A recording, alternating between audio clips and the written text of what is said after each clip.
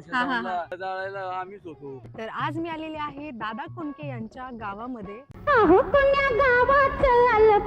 बाबा, दादा कोंडके यांचं घर कुठे?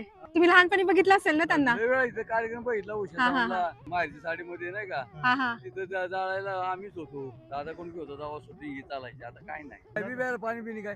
अरे तुम्ही विचारलंच हेच खरं बरं वाटलं.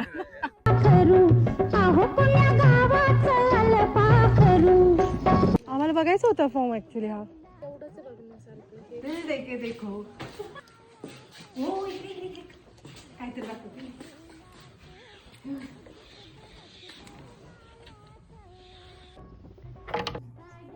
दादा कोंडकेंचं हे जुनं घर, विच्छा माझी पुरी करा हे नाटक काढलं त्यांनी. चाललं चांगलं ते नाटक इथं आलं भाटघरला. तेव्हा आम्ही बैलगाडी झोपून नाटक पाहायला गेलो.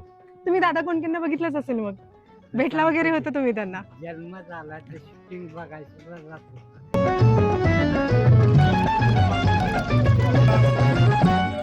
पाणी कुठून येतं अजूनपर्यंत नाही सापडलं. 12 महिने असं चालू राहतं.